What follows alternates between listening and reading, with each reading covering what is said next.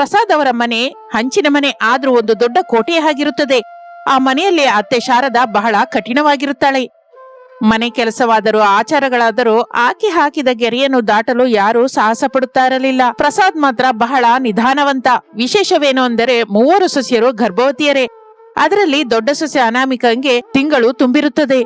ಒಂದು ದಿನ ಊರಿನಲ್ಲಿ ಮಳೆ ಶುರುವಾಗಿರುತ್ತದೆ. ರಮೇಶ್, ಸುರೇಶ್, ಅರುಣ್ 3 ವ್ಯಾಪಾರದ ಕೆಲಸದ ಮೇಲೆ ಪಟ್ಟಣಕ್ಕೆ ಹೋಗಬೇಕಾಗಿ ಬರುತ್ತದೆ. ಅಮ್ಮ, ನಾವು 3 ಪಟ್ಟಣಕ್ಕೆ ಹೋಗಿ ಬರ್ತೀವಿ. ಅಲ್ಲಿಗೆ ಹೋಗಿ ಸಾಮಾನ್ ನೋಡ್ಕೊಂಡು ಹಳೆ ಬಾಕಿ ಏನಾದ್ರು ಇದ್ರೆ ವಸೂಲು ಮಾಡ್ಕೊಂಡು ಬರ್ತೀವಿ. ವಾತಾವರಣ ಏನು ಚೆನ್ನಾಗಿಲ್ಲ, ಮಳೆ ಬರೋ ಹಾಗಿದೆ. ನೀನೇನೋ ಯಾವಾಗ್ಲೂ ಏನೇನೋ ಕೆಲಸ ಮಾಡ್ತಾ ಇರ್ತೀಯ, ಸ್ವಲ್ಪ ಜಾಗೃತಿಯಾಗಿರು. ಅಪ್ಪಂಗೆ ಔಷಧಿ ಸರಿಯಾದ ಸಮಯಕ್ಕೆ ಕೊಡು. ಸೊಸೆಂದ್ರನ್ ಕೂಡ ಜಾಗೃತಿಯಾಗಿ ನೋಡ್ಕೋ. ನನ್ ಮನಿನ ನನ್ ಸೊಸೆಯನ್ನ ಹೇಗೆ ನೋಡ್ಕೋಬೇಕು ನಂಗೆ ಚೆನ್ನಾಗಿ ಗೊತ್ತು. ನೀನೇನ್ ನಂಗೆ ಈಗ್ಲೇ ಕಲ್ಸಬೇಕಾದಿಲ್ಲ. ನಾನು ಹುಟ್ಟಿ ಬೆಳೆದ ಮನೆ ಇದು. ನೀವು ಜಾಗೃತಿಗೆ ಹೋಗ್ ಬನ್ನಿ.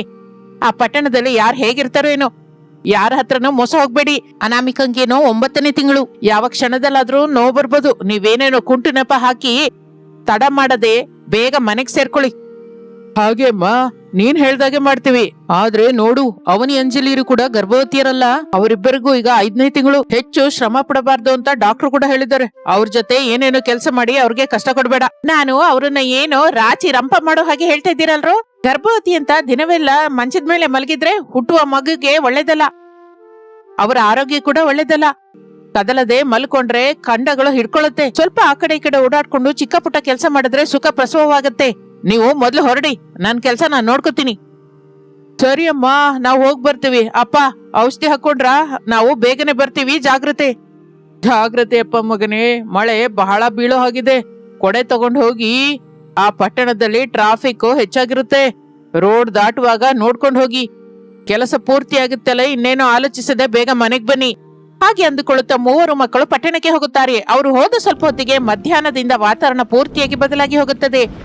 ಆಕಾಶದಲ್ಲಿ ದಟ್ಟವಾದ ಮೇಘಗಳಿಂದ ತುಂಬಿ ಹೋಗುತ್ತೆ. ಮಿಂಚು ಗುಡುಗುಗಳಿಂದ ಭಾರಿ ಮಳೆ ಶುರುವಾಗುತ್ತೆ. ಅನಾಮಿಕಾ, ನಿಧಾನವಾಗಿ ನಡಿ. ಪದೇ ಪದೇ ಹೇಳ್ತಾ ಇದ್ರು, ಹೇಳಲ್ಲ ಯಾಕೆ?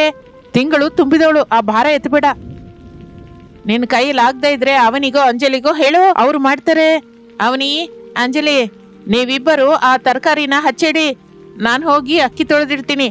ಅತ್ತೆ, ಹೊರಗಡೆ ಮಳೆ ಬಹಳ ಭಯಂಕರವಾಗಿ ಬೀಳ್ತಾ ಇದೆ. ಯಾವತ್ತೂ ಇಲ್ಲದ ವಿಧದ ಹಾಗೆ ಗುಡುಗಿನ ಶಬ್ದಕ್ಕೆ ಎದೆ ದಡದಡ ಅಂತ ಇದೆ. ನನಗೇನಕ್ಕೂ ತುಂಬಾ ಭಯವಾಗ್ತಿದೆ ಅತ್ತೆ. ಹೌದು ಅತ್ತೆ, ಕರೆಂಟ್ ಕೂಡ ಹೋಯ್ತು. ನಂಗ್ ಕೂಡ ಬಹಳ ಭಯವಾಗ್ತಾ ಇದೆ. ಇವ್ರಿನ್ನೂ ಪಟ್ಟಣದಿಂದ ಬಂದಿಲ್ಲ. ಅವ್ರ ಫೋನ್ ಕೂಡ ಸಿಗ್ತಾ ಇಲ್ಲ. ಏನಾಗಿದೆಯೋ ಏನೋ. ಹೆಂಗಸರು ಅಂದ್ರೆ ಅಷ್ಟು ಭಯಸ್ಥರಾಗಿರ್ಬಾರ್ದು. ಸ್ವಲ್ಪ ಮಿಂಚಿಗೆ ಭಯಪಟ್ರೆ ನಾಳೆ ಪ್ರಸವ ವೇದನೆ ಹೇಗೆ ತಳಿತೀರಾ? ನೀವು ಧೈರ್ಯವಾಗಿರಿ. ಅವರು ಸಾಯಂಕಾಲಕ್ಕೆಲ್ಲ ಬರ್ತಾರೆ. ನಿಮ್ಗೇನು ಆಗಲ್ಲ. ನೀವು ನಿಮ್ ಕೆಲ್ಸ ನೋಡ್ಕೊಳ್ಳಿ. ನಿಮ್ ಮಾವಯ್ಯ ರೂಮಲ್ಲಿದ್ದಾರೆ. ಹೋಗಿ ಅನಾಮಿಕಂಗೆ ಬಿಸಿ ಬಿಸಿ ಹಾಲು ತಗೊಂಬ. ಅಂಜಲಿ, ಕರೆಂಟ್ ಇಲ್ದಿದ್ರೆ ಏನು, ನಮ್ ಹತ್ರ ಲಾಂದ್ರ ಇದೆ ಅಲ್ವಾ? ಹಾಗೆ ಅತ್ತೆ, ನಾನ್ ಈಗ್ಲೇ ಹೋಗಿ ಹಾಲು ತಗೊಂಡ್ಬರ್ತೀನಿ. ಅಡಿಗೆ ಮನೆಯಲ್ಲಿ 3 ಸೊಸೆಯರು ಕೆಲಸ ಮಾಡ್ತಾ ಇರ್ತಾರೆ. ಹೊರಗಡೆ ಮಳೆ ಶಬ್ದಕ್ಕೆ ಅವರಲ್ಲಿ ಸ್ವಲ್ಪ ಆಂದೋಲನ ಶುರುವಾಗುತ್ತದೆ. ಹಾಗೆ ಅಂದುಕೊಳ್ಳುತ್ತಾ ಇರುವಾಗ ಸಾಯಂಕಾಲವಾಗುತ್ತಿದ್ದ ಹಾಗೆ ಮಳೆ ಭೀಭತ್ಸವಾಗಿ ಬದಲಾಗುತ್ತದೆ. ಕಾವೇರಿ ನದಿ ಉಕ್ಕಿ ಊರಿನೊಳಗೆ ಪ್ರವಾಹದ ನೀರು ಬರಲಿಕ್ಕೆ ಶುರುವಾಗಿರುತ್ತದೆ. ಊರಿನವರೆಲ್ಲ ಹಾಹಾಕಾರ ಮಾಡ್ತಾ ಇರ್ತಾರೆ. ಎಲ್ಲಿ ನೋಡಿದ್ರು ನೀರೇ ನೀರು. ಪ್ರಸಾದ್ ಗಾಬರಿಯಿಂದ ಒದ್ದೆಯಾಗಿ ಹೊರಗಿಂದ ಒಳಗಡೆ ಬರ್ತಾನೆ. ಅವನ ಮುಖದಲ್ಲಿ ಬಹಳ ಭಯ ಕಾಣಿಸುತ್ತೆ. ಶಾರದಾ, ಶಾರದಾ, ಎಲ್ಲಿದ್ಯೆ? ಊರಿನೊಳಗೆ ಕಾವೇರಿ ನದಿ ಬಂದ್ಬಿಟ್ಟಿದೆ. ನಾನು ಕಣ್ಣಾರೆ ನೋಡಿ ಬರ್ತಾ ಇದ್ದೀನಿ. ನೀರು ಈಗ್ಲೇ ಬೀದಿಯೊಳಗ್ ಬಂದಿದೆ. ನಮ್ಮನೆ ಕಡೆ ವೇಗವಾಗಿ ತಳ್ಕೊಂಡು ಬರ್ತಾ ಇದೆ. ಮಕ್ಕಳಿಗೆ ಫೋನ್ ಮಾಡ್ತಾ ಇದ್ರೇನೋ ಸಿಗ್ನಲ್ಸ್ ಅಂತೂ ಇಲ್ಲ. ಅವ್ರು ಎಲ್ಲಿ ಸಿಕ್ಕಾಕೊಂಡು ಆಗಿದೆ. ನನ್ಗೇನಕ್ಕೋ ಭಯವಾಗ್ತಿದೆ ಶಾರದಾ. ಏನು ಅಂದ್ರೆ, ಮೊದ್ಲು ನೀವು ಗಾಬರಿ ಆಗ್ಬೇಡಿ. ನೀವು ಗಾಬರಿ ಆದ್ರೆ ಮಕ್ಕಳು ಇನ್ನೂ ಭಯಪಡ್ತಾರೆ. ನಮ್ಮದು ಕೆಳಗಿನ ಮನೆ ಆಗಿದ್ದರಿಂದ ನೀರು ಬೇಗ ಬರುತ್ತೆ. ತಕ್ಷಣ ನೀವೊಂದು ಕೆಲಸ ಮಾಡಿ. ಏನು ಆಲೋಚಿಸದೆ ನಮ್ಮ ಮೇಲಿರುವ ಮಹಡಿ ಮೇಲಕ್ಕೆ ಅಗತ್ಯವಾದ ಔಷಧಿ, ನೀರಿನ ಬಾಟಲು ತಗೊಂಡೋಗಿ. ನಾನು ಹೋಗಿ ಮಕ್ಕಳನ್ನು ಕರ್ಕೊಂಡ್ ಬರ್ತೀನಿ. ಬೇಗ ಹೋಗಿ. ಮಾವಯ್ಯ, ನಿಜವಾಗಿ ಪ್ರವಾಹ ಬರ್ತಾ ಇದೆಯಾ? ನನ್ನ ಹೊಟ್ಟೆಲಿ ಭಯವಾಗ್ತಾ ಇದೆ. ನನ್ಗೇನಕ್ಕೂ ನೋವು ಬರೋ ಹಾಗೆ ಅನಿಸ್ತಾ ಇದೆ. ನಾನ್ ನಡೆಯಲಾರೆ. ಅತ್ತೆ, ನಾವು ಮೆಟ್ಟಲು ಹತ್ತಕ್ಕಾಗಲ್ಲ. ಕರೆಂಟ್ ಇಲ್ಲ, ಕತ್ತಲಾಗಿದೆ. ಮೆಟ್ಲು ಕೂಡ ಜಾರ್ತಾ ಇರುತ್ತೆ. ನಮಗ್ ತುಂಬಾ ಭಯವಾಗ್ತಿದೆ ಅತ್ತೆ. ಅಳಬೇಡ್ರೆ, ಅತ್ರೆ ನೋವಾಗತ್ತೆ. ನಾನಿದ್ದೀನಲ್ಲ ಇಲ್ಲಿ. ಭಯ ಪಡೋದಕ್ಕೆ ನಾನೇನಾದ್ರೂ ಹುಲಿನಾ? ಅನಾಮಿಕಾ, ನನ್ ಕೈ ಗಟ್ಟಿಯಾಗಿ ಹಿಡ್ಕೋ. ಅವನಿ, ಅಂಜಲಿ, ನೀವು ಒಬ್ಬರ ಕೈನ ಒಬ್ರು ಹಿಡ್ಕೊಂಡು ನನ್ ಹಿಂದೆನೆ ಬನ್ನಿ. ಒಂದು ಹೆಜ್ಜೆ ಕೂಡ ತಪ್ಪಿಡಬೇಡಿ. ಜಾಗೃತಿಯಾಗಿ ಮೆಟ್ಲ ಹತ್ತಿ. ನಾನು ಟಾರ್ಚ್ ಲೈಟ್ ಹಾಕ್ತೀನಿ. ಹಾಗೆ ಅಂದುಕೊಳ್ಳುತ್ತಾ ಇರುವಾಗಲೇ ಪ್ರವಾಹದ ನೀರು ಮನೆಯ ಬಾಗಿಲನ್ನು ಹೊಡೆದುಕೊಂಡು ಒಳಗಡೆ ಬಂದೇ ಬಿಡುತ್ತದೆ. ಕ್ಷಣದಲ್ಲಿ ಮೊಣಕಾಲುದ್ದ ನೀರು ಮನೆಯಲ್ಲೇ ತುಂಬಿ ಹೋಗುತ್ತದೆ. ಮನೆಯಲ್ಲಿರೋ ಸಾಮಾನುಗಳ ನೀರಲ್ಲಿ ತೇಲಲಿಕ್ಕೆ ಶುರುವಾಗುತ್ತದೆ. ಸೊಸೆಯರು 3 ಭಯದಿಂದ ನಡುಗ್ತಾ ಇರ್ತಾರೆ. ಅವರಿಗೆ ಅಳು ಬರುತ್ತೆ. ಪ್ರಸಾದ್ ಆಗಲೇ ಮಹಡಿ ಮೇಲಕ್ಕೆ ಸೇರಿಕೊಂಡು ಅವರಿಗಾಗಿ ಎದುರು ನೋಡ್ತಾ ಇರ್ತಾನೆ. ಶಾರದಾ ಒಂದು ಕೈಯಲ್ಲಿ ಅನಾಮಿಕಳನ್ನು ಹಿಡಿದುಕೊಂಡು ಮತ್ತೊಂದು ಕೈಯಲ್ಲಿ ಟಾರ್ಚ್ ಲೈಟ್ ಹಿಡ್ಕೊಂಡು ಬಹಳ ಜಾಗೃತಿಯಾಗಿ ಮೆಟ್ಟಿಲು ಹತ್ತುತ್ತಾ ಇರ್ತಾಳೆ. ಅತ್ತೆ, ಅಬ್ಬಾ, ನನ್ನಿಂದ ಆಗ್ತಾ ಇಲ್ಲ. ನನ್ನ ಹೊಟ್ಟೆಲಿ ನೋವು ವಿಪರೀತವಾಗಿ ಹೆಚ್ಚಾಗ್ತಾ ಇದೆ. ಭವಿಷ್ಯ ನಿಜವಾಗಿ ನೋವು ಬರ್ತಿದೆಯೇನೋ ಅತ್ತೆ. ನಾನು ಒಂದು ಹೆಜ್ಜೆ ಕೂಡ ಇಡಲಾರೆ. ನನ್ನನ್ನು ಬಿಟ್ಬಿಡಿ, ನೀವು ಹೊರಟು ಹೋಗಿ ಅತ್ತೆ. ಬಾಯ್ ಮುಚ್ಚು ಅನಾಮಿಕಾ, ಏನ್ ಮಾತಾಡ್ತಾ ಇದೀಯ ಹುಚ್ಚಿ? ನೀನ್ ಬಿಡೋದಕ್ಕೆ ನಾನೇನು ಕಸಾಯವಳಲ್ಲ. ನಿನ್ನ ಅತ್ತೆ, ಆ ತಾಯಿ ಭವಾನಿ ಕಟಾಕ್ಷ ನಮ್ಮ ಮೇಲಿದೆ, ನಿನ್ಗೇನು ಆಗಲ್ಲ. ಇನ್ನೊಂದು 10 ಮೆಟ್ಟಿಲ ಇದೆ, ಗಟ್ಟಿಯಾಗಿ ಉಸಿರೆಳೆದುಕೊಂಡು ಹತ್ತು. ನಿನ್ನ ಧೈರ್ಯನೇ ನಿನ್ನ ಮಗುವಿಗೆ ರಕ್ಷೆ. ನಾನು ನಿನ್ನನ್ನು ಯಾವಾಗ್ಲೂ ಬಿಡಲ್ಲಮ್ಮ. ಅಕ್ಕ, ಭಯಪಡ್ಬೇಡ, ನಾವಿದ್ದೀವಲ್ಲ. ಮುಂದೆ ಅತ್ತೆ ಇದ್ದಾರೆ, ಅತ್ತೆ ಕೈನ ಬಿಡ್ಬೇಡ. ಹಿಂದೆ ನಾವಿದ್ದೀವಿ. ಅತ್ತೆ ಹೇಳಿದಾಗೆ ಮಾಡು, ನಾವು ಬೇಗನೆ ಮೇಲಕ್ಕೆ ಹೋಗೋಣ. ಹಾಗೆ ಎಂದು ಬಹಳ ಕಷ್ಟಪಟ್ಟು ಎಲ್ಲರೂ ಮಹಡಿ ಮೇಲಕ್ಕೆ ಸೇರಿಕೊಳ್ಳುತ್ತಾರೆ. ಮಹಡಿ ಮೇಲೆ ಚಿಕ್ಕ ರೂಮ್ ಇರುತ್ತದೆ. ಹಳೆ ಸಾಮಾನುಗಳು ಇಟ್ಟುಕೊಳ್ಳುವ ರೂಮ್ ಅದು. ಅದರೊಳಗೆ ಎಲ್ಲರೂ ಹೋಗುತ್ತಾರೆ. ಕೆಳಗಡೆ ಮನೆಯೆಲ್ಲ ಪ್ರವಾಹದ ನೀರಲ್ಲಿ ಮುಳುಗಿ ಹೋಗುತ್ತದೆ. ಹೊರಗಡೆ ಏನೋ ಜೋರು ಗಾಳಿ, ಎಡತಡೆ ಇಲ್ಲದ ಮಳೆ, ಭಯಂಕರವಾದ ಕತ್ತಲು. ಅನಾಮಿಕಾ ನೋವಿನಿಂದ ಒದ್ದಾಡ್ತಾ ಇರ್ತಾಳೆ. ಅತ್ತೆ, ನೋವು ತುಂಬಾ ಹೆಚ್ಚಾಗ್ತಾ ಇದೆ. ನನಗ್ ಪ್ರಾಣ ಹೋಗ್ತಾ ಇರೋವಾಗಿದೆ ಅನ್ಸ್ತಾ ಇದೆ. ಭಯವಾಗಿ ಅವರು ಇಲ್ಲ. ಕನಿಷ್ಠ ಅವರಾದ್ರೂ ಬಂದ್ರೆ ಚೆನ್ನಾಗಿರ್ತಾ ಇತ್ತು. ನನ್ನ ಹಾಸ್ಪಿಟಲ್ಗೆ ಕರ್ಕೊಂಡು ಹೋಗ್ತಾ ಇದ್ರಲ್ಲ ಮಾವಯ್ಯ, ಅವರೆಲ್ಲ ಎಲ್ಲಿ ಸಿಕ್ಕಾಕೊಂಡಿದಾರೋ ಏನೋ. ನಿಜಕ್ಕೂ ಫೋನ್ ಸಿಗ್ತಾ ಇಲ್ಲ. ಅವರಿಗೆ ಈ ಪ್ರವಾಹದ ವಿಷಯ ಗೊತ್ತಿರುತ್ತಾ? ಅವ್ರು ಕ್ಷೇಮವಾಗಿ ಇದ್ದಾರ ಮಾವಯ್ಯ? ಪ್ರವಾಹದಲ್ಲಿ ರೋಡ್ ಎಲ್ಲ ಕೊಚ್ಕೊಂಡು ಹೋಗಿರುತ್ತೆ ತಾಯಿ. ಅವ್ರು ಹೇಗೆ ಬರ್ತಾರೆ? ಅವ್ರಿಗೆ ಏನು ಮಾಡ್ಬೇಕು ಅರ್ಥವಾಗ್ತಾ ಇರಲ್ಲ. ದೇವರೇ, ನನ್ನ ಸೊಸೆಯರನ್ನು, ಅವ್ರ ಹೊಟ್ಟೆಲಿರುವ ಮಕ್ಕಳನ್ನು ನೀನೇ ಕಾಪಾಡಬೇಕು ತಂದೆ. ನಮಗಿನ್ನು ಬೇರೆ ದಿಕ್ಕೇ ಇಲ್ಲ. ಏನು ಅಂದ್ರೆ ನೀವು ಹಾಗೆ ಅತ್ರೆ, ಇವ್ರಿಗೆ ಯಾರು ಧೈರ್ಯ ಹೇಳ್ತಾರೆ? ಗಂಡಸರಾಗಿ ಕೂಡ ಹೀಗೆ ಭಯಪಟ್ರೆ ಹೇಗೆ? ಅನಾಮಿಕಂಗೆ ಇದು ಡೆಲಿವರಿ ನೋವಲ್ಲ, ಕೇವಲ ಭಯದಿಂದ, ಟೆನ್ಷನ್ ಇಂದ ಬರ್ತಾ ಇರೋ ನೋವು. ಅನಾಮಿಕಾ, ಇಲ್ಲಿ ನೋಡು, ಸ್ವಲ್ಪ ಪ್ರಶಾಂತವಾಗಿರು. ಏನೂ ಆಗೋದಿಲ್ಲ, ನಾನಿದ್ದೀನಲ್ಲ. ಗಟ್ಟಿಯಾಗಿ ಉಸಿರೆಳೆದುಕೊಂಡು ಬಿಡು. ಅತ್ತೆ, ಹೊರಗಡೆ ಗಾಳಿಗೆ ಚಳಿ ಬಹಳ ಹೆಚ್ಚಾಗ್ತಾ ಇದೆ. ನನ್ಗೆ ತುಂಬಾ ನಡುಕ ಬರ್ತಾ ಇದೆ. ಮಳೆ ನೀರಿಗೆ ಎಲ್ಲ ಒದ್ದೆಯಾಗಿದ್ದೀವಲ್ಲ. ಅನಾಮಿಕಾ ಅಕ್ಕಂಗೆ ಹೊದ್ಕೊಳ್ಳೋದಕ್ಕೆ ಕನಿಷ್ಠ ಒಂದು ಚಿಕ್ಕ ಬೆಡ್ಶೀಟ್ ಕೂಡ ಇಲ್ಲ. ಅಕ್ಕ ನಡುಕ್ತಾ ಇದ್ದಾಳೆ ನೋಡಿ. ಹೌದು, ಚಳಿಗೆ ಇವರಿಗೆ ಜ್ವರ ಬಂದ್ರೆ ಪ್ರಾಣಕ್ಕೆ ಪ್ರಮಾದ. ಅನಾಮಿಕಳ ಪರಿಸ್ಥಿತಿ ಮತ್ತಷ್ಟು ಸೂಕ್ಷ್ಮವಾಗಿದೆ. ಬೆಡ್ಶೀಟ್ಗಳು, emergency kit bag, dry fruits ಎಲ್ಲ ಕೆಳಗಡೆ ನನ್ನ ರೂಮ್ ಅಲ್ಲೇ ಇದ್ಬಿಟ್ಟಿದೆ. ನಾನು ಕೆಳಗೆ ಹೋಗಿ ತಗೊಂಡ್ಬರ್ತೀನಿ. ಬೇಡ ಶಾರದಾ, ಕೆಳಗಡೆ ನೀರು ಈಗಾಗಲೇ ತುಂಬಾ ಹೆಚ್ಚಾಗಿದೆ. ಫರ್ನಿಚರ್ ಎಲ್ಲ ಕೊಚ್ಕೊಂಡು ಹೋಗ್ತಾ ಇದೆ. ಒಳಗಡೆ ಕರೆಂಟ್ ಶಾಕ್ ಕೂಡ ಹೊಡೆಯುತ್ತೋ ಏನೋ. ಎಲ್ಲಾದ್ರೂ ವೈರು ಕಟ್ಟಾಗಿದ್ರೆ ಪ್ರವಾಹದ ನೀರಿನಲ್ಲೇ ಹಾವುಗಳು ತೇಲಿ ಬರುತ್ತೆ. ನೀನು ಹೋಗ್ಬೇಡ, ನಾನ್ ಹೋಗ್ತೀನಿ. ನನಗೆ ಸ್ವಲ್ಪ ಈಜಾದ್ರೂ ಬರುತ್ತಲ್ಲ. ಏನು ಅಂದ್ರೆ ನಿಮಗೆ ಉಬ್ಬಸ ಹೆಚ್ಚು. ಮೇಲಾಗಿ ನಿಮಗೆ ಮೊನ್ನೆನೆ ಜ್ವರ ಬಂದು ಕಡಿಮೆ ಆಗಿದೆ. ನೀವು ನೀರಲ್ಲಿ ಇಳಿದ್ರೆ ಮೇಲಕ್ಕೆ ಬರೋದಿಲ್ಲ. ನನ್ನ ಸೊಸೆಯರು ಚಳಿನಲ್ಲಿ ನಡುಗ್ತಾ ಇದ್ರೆ ನಾನ್ ನೋಡ್ಕೊಂಡು ಹೇಗೆ ಸುಮ್ಮನೆ ಇರ್ತೀನಿ? ಅನಾಮಿಕಂಗೆ ನೀರಸವಾದ್ರೆ ತಡ್ಕೊಳಕ್ಕಾಗಲ್ಲ. ನಾನ್ ಹೋಗಿ ಬರ್ತೀನಿ. ನೀವು ಇವ್ರನ್ನ ಜಾಗ್ರತೆಯಾಗಿ ನೋಡ್ಕೊಳ್ಳಿ. ನನ್ಗೇನು ಆಗಲ್ಲ. ನಾನು ಹಳ್ಳಿಯವಳು. ನನಗೆ ನೀರಂದ್ರೆ ಭಯವಿಲ್ಲ. ಬೇಡ ಅತ್ತೆ, ನೀವು ಕೆಳಗೆ ಹೋಗ್ಬೇಡಿ. ದಯವಿಟ್ಟು ಹೋಗ್ಬೇಡಿ. ನನಗ್ ಚಳಿ ಇಲ್ಲ. ನನ್ಗೇನು ಬೇಡ. ನಿಮ್ಮ ಪ್ರಾಣಕ್ಕೆ ರಿಸ್ಕ್ ಬೇಡ. ನೀವು ನಮಗಾಗಿ ಹೀಗೆ ಕಷ್ಟಪಡೋದು ನಾನು ನೋಡಲಾರೆ. ಹೌದು ಅತ್ತೆ, ಮೊನ್ನೆಯವರೆಗೂ ನಮ್ಮನ್ನು ನೀವು ಯಾವಾಗ್ಲೂ ಏನೇನೋ ಕೆಲ್ಸದ ಬಗ್ಗೆ ಬೈತಾ ಇದ್ರಿ. ಈಗ ನಮಗಾಗಿ ಪ್ರಾಣನೇನಕ್ಕೆ ಪಣದಲ್ಲಿ ಇಡ್ತೀರಾ? ನಾವು ಈ ಚಳಿನ ಹೇಗಾದ್ರೂ ಸಹಿಸ್ತೀವಿ. ಇಲ್ಲೇ ಇದ್ದು ಬಿಡಿ. ಹುಚ್ಚು ಮಕ್ಕಳೇ, ಬೈಯೋದು ನನ್ನ ಕಠಿಣತ್ವ ಅಲ್ಲ, ನನ್ನ ಪ್ರೇಮ, ನನ್ನ ಜವಾಬ್ದಾರಿ. ನಿಮ್ಮನ್ನು ನನ್ನ ಸ್ವಂತ ಮಕ್ಕಳ ಹಾಗೆ ನೋಡ್ಕೊಂಡಿದ್ದೀನಿ. ಆದ್ರಿಂದ ಸರಿತಿದ್ದುತ್ತಾ ಇದ್ದೀನಿ. ಈ ಅತ್ತೆಯ ಕಠಿಣತ್ವದ ಹಿಂದೆ ಎಷ್ಟು ಗಟ್ಟಿಯಾದ ಬಂಧವಿದೆ ನಿಂಗೆ ಗೊತ್ತಿಲ್ಲಮ್ಮ. ನೀವು ನಮ್ಮ ಮನೆಯ ಮಹಾಲಕ್ಷ್ಮಿಗಳು. ನಿಮ್ಮನ್ನ ಕಾಪಾಡ್ಕೊಳ್ಳೋದು ನನ್ನ ಧರ್ಮ. ಏನು ಅಂದ್ರೆ ನಾನು ಬರ್ದೇ ಇದ್ರೆ ನೀವರನ್ನ ಜಾಗೃತಿಗೆ ನೋಡ್ಕೊಳ್ಳಿ. ಭಯಪಡಬೇಡಿ, ನಾನ್ ಬೇಗ ಬರ್ತೀನಿ. ಹಾಗೆಂದು ಹೇಳಿ ಶಾರದಾ ಯಾರ ಮಾತನ್ನು ಕೇಳದೆ ಮಹಡಿ ಮೆಟ್ಟಲು ಇಳಿದು ಪ್ರವಾಹದ ನೀರೊಳಗೆ ಪ್ರವೇಶಿಸುತ್ತಾಳೆ. ನೀರು ಸುಮಾರಾಗಿ ಆಕೆಯ ಕುತ್ತಿಗೆವರೆಗೆ ಇರುತ್ತದೆ. ಭಯಂಕರವಾಗಿರುವ ಶೀತ ಆಕೆಯ ಮೂಳೆಯನ್ನು ಕೊರಿತಾ ಇರುತ್ತದೆ. ಮನೆಯಲ್ಲಿರುವ ಸಾಮಾನುಗಳೆಲ್ಲ ತೇಲುತ್ತಾ ಆಕೆಗೆ ಅಡ್ಡಪಡ್ತಾ ಇರುತ್ತದೆ. ಭಯಂಕರವಾದ ಕತ್ತಲು. ಮೇಲೆ ಪ್ರಸಾದ್ 3 ಸೊಸೆಯರು ಅಳುತ್ತಾ ದೇವರನ್ನು ಪ್ರಾರ್ಥಿಸ್ತಾ ಇರ್ತಾರೆ. ಪ್ರತಿ ಕ್ಷಣವೂ ಅವರಿಗೆ ಒಂದು ಯುಗದ ಹಾಗೆ ಕಳೀತಾ ಇರುತ್ತದೆ. ದೇವರೇ, ನನ್ನ ಹೆಂಡತಿಯನ್ನ ಕಾಪಾಡು ತಾಯಿ. ಆಕೆಗೆ ತನ್ನ ಕುಟುಂಬವೆಂದ್ರೆ ಪ್ರಾಣ. ಆಕೆಗೆ ಯಾವ ಆಪತ್ತು ಬರ್ಲಿಕ್ಕೆ ಬಿಡಬೇಡ. ಆಕೆ ಮೊಂಡಿ ಧೈರ್ಯನೇ ಅಕ್ಕನೇ ಕಾಪಾಡಬೇಕು. ಅತ್ತೆಗಾಗಿ ನಂಗೆ ಭಯವಾಗ್ತಾ ಇದೆ. ಯಾವಾಗ್ಲೂ ಒಂದು ಮಾತಂದ್ರು ನಮ್ಮ ಒಳ್ಳೇದಕ್ಕೆ ಅಲ್ವಾ? ನಾವೇ ಅತ್ತೆನ ಅಪಾರ್ಥ ಮಾಡ್ಕೊಂಡ್ವಿ. ಆಕೆ ನಮ್ಗಾಗಿ ಪ್ರಾಣನೇ ಬಿಡ್ತಾ ಇದ್ದಾಳೆ. ಅತ್ತೆ, ಬೇಗ ಬಂದ್ಬಿಡಿ. ನೀವಿಲ್ದೆ ನಾನು ಇರಲಾರೆ. ಆಕೆ ಕೆಳಗೆ ನೀರಿನಲ್ಲಿ ಶಾರದಾ ಬಹಳ ಕಷ್ಟಪಡ್ತಾ ಇರ್ತಾಳೆ. ನೀರಿನ ಪ್ರವಾಹ ಬಹಳ ಬಲವಾಗಿರುತ್ತದೆ. ಆಕೆ ತನ್ನ ರೂಮಿನೊಳಗೆ ಹೋಗಿ ಕಬೋರ್ಡ್ ಮೇಲಿರುವ 2 ದೊಡ್ಡ ಬೆಡ್ಶೀಟು, ಒಂದು ಎಮರ್ಜೆನ್ಸಿ ಔಷಧಿ ಕಿಟ್ಟು, ಕೆಲವು ಬಿಸ್ಕೆಟ್ಸ್, ಡ್ರೈ ಫ್ರೂಟ್ಸ್ ಇರುವ ಕವರು ತಗೊಳ್ತಾಳೆ. ಅವೆಲ್ಲವನ್ನು ಒದ್ದೆಯಾಗದ ಹಾಗೆ ಒಂದು ಪ್ಲಾಸ್ಟಿಕ್ ಚೀಲದಲ್ಲಿ ಕಟ್ಟಿ ತಲೆ ಮೇಲೆ ಇಟ್ಟುಕೊಂಡು ತಿರುಗಿ ಮೆಟ್ಟಿಲ ಕಡೆ ಹೋಗುತ್ತಾಳೆ. ಒಂದೇ ಸಲಕ್ಕೆ ಪ್ರವಾಹದ ವೇಗಕ್ಕೆ ಒಂದು ದೊಡ್ಡ ಮರದ ಸೋಫಾ ಆಕೆಯನ್ನು ಬಲವಾಗಿ ಹೊಡೆಯುತ್ತದೆ. ಶಾರದಾ ನೀರಿನೊಳಗೆ ಮುಳುಗಿ ಹೋಗುತ್ತಾಳೆ. ಮೇಲೇನೋ ಎಲ್ರು ಗಾಬರಿ ಆಗ್ತಾ ಇರ್ತಾರೆ. ಅತ್ತೆ ಹೋಗಿ 10 ನಿಮಿಷ ಆಯ್ತು, ಇನ್ನೂ ಬರ್ಲಿಲ್ಲ. ಏನಾಯ್ತೋ ಏನೋ, ನಾನು ಕೆಳಗೆ ಹೋಗ್ತೀನಿ, ಇನ್ನು ನಾನ್ ತಡಿಲಾರೆ ಅಮ್ಮ. ಏನು ಅಂದ್ರೆ ನಾನು ಬಂದ್ಬಿಟ್ಟೆ, ಯಾರು ಕೆಳಗ್ ಬರ್ಬೇಡಿ, ನಾನೇ ಮೇಲಕ್ ಬರ್ತೀನಿ.